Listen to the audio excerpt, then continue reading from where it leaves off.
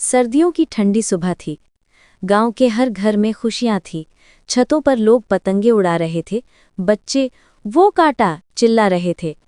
रवि नाम का एक युवा मसीही युवक अपनी मां के साथ घर में बाइबल पढ़ रहा था। बाहर से उसके दोस्त मोहन, राकेश और सीमा आए। मोहन: अरे रवि, आज मकर संक्रांति है, चलना पतंग उड़ाते हैं, गुड़ तिल की मिठाई भी खाते हैं। रवि मुस्कुराते हुए: भाई, पतंग उड़ाना तो मज़ेदार है, पर मैं सोच रहा हूं कि क्या मुझे ये त्योहार मनाना चाहिए या नहीं। सीमा हैरानी से: क्यों नहीं, ये तो बस एक त्योहार है। रवि कुछ सोच में पड़ गया। क्या सिर्फ मज़े के लिए मैं हर त्योहार मना लूं, या पहले ये समझूं कि इसका अर्थ क्या है। शाम को रवि अपनी बाइबल लेकर बैठा। उसने पढ़ा, तू इस संसार के ढंग के अनुसार न चल, परंतु अपने मन के नए हो जाने से रूपांतरित होता जा, ताकि तू परमेश्वर की इच्छा को परख सके। रोमियो 12:2।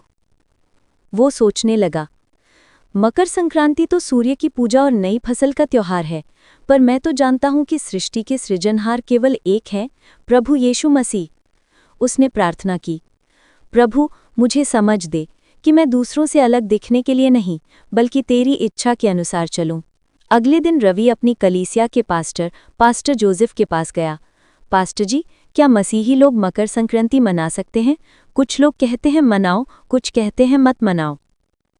पास्टर जोसेफ: बेटा रवि, ये सवाल बहुतों के दिल में आता है। पहले ये समझो कि हम पाप या मूर्ति की आराधना में हिस्सा नहीं ले सकते, पर अगर कोई चीज़ सिर्फ संस्कृति, मिलजुलने या धन्यवाद देने का माध्यम है और उसमें परमेश्वर की महिमा कम नहीं होती, तो उसे मना सकते हैं, पर बुद्धि से। फिर उन्होंने बाइबल से पढ़ा, चाहे तुम खाओ या पियो या जो कुछ करो, सब कुछ परमेश्वर की महिमा के लिए करो। 1 कुरिन्थियों 10:31। पास्टर आगे बोले, अगर मकर संक्रांति में तुम सूर्य या ग्रहों को पूजते हो तो नहीं, लेकिन अगर तुम इसे एक अवसर के रूप में लेते हो, लोगों को प्रेम दिखाने का, ज़रूरतमंदों को खाने का या प्रभु के प्रेम को बांटने का, तो ये एक आशीष बन सकता है। रवि के मन का बोझ उतर गया। उसने महसूस किया कि मसीही जीवन नियमों से नहीं, बल्कि विवेक और प्रेम से चलता है। अगले दिन गांव में पतंगबाजी चल रही थी। रवि छत पर गया, लेकिन हाथ में पतंग नहीं, बल्कि कुछ खाने के पैकेट थे। उसने बच्चों में बांटे, यीशु तुमसे प्रेम करता है। लोग मुस्कुराए। किसी ने कहा, तू पतंग नहीं उड़ा रहा?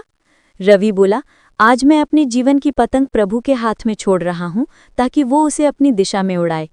धीरे धीरे गांव के लोग समझने लगे कि त्योहार का असली अर्थ है कृतज्ञता, प्रेम और साझा करना। अंत में रवि ने कहा, मैं मकर संक्रांति नहीं मना रहा था सूर्य की पूजा के लिए, बल्कि प्रभु का धन्यवाद कर रहा था, जिसने मुझे जीवन, रोशनी और नई शुरुआत दी। संदेश: मसीही भाई बहन हर त्योहार को परखें कि क्या वो परमेश्वर की महिमा बढ़ाता है। यदि वो केवल सांस्कृतिक और प्रेमपूर्ण भावना से जुड़ा है, तो हम उसका उपयोग सुसमाचार बांटने के लिए कर सकते हैं।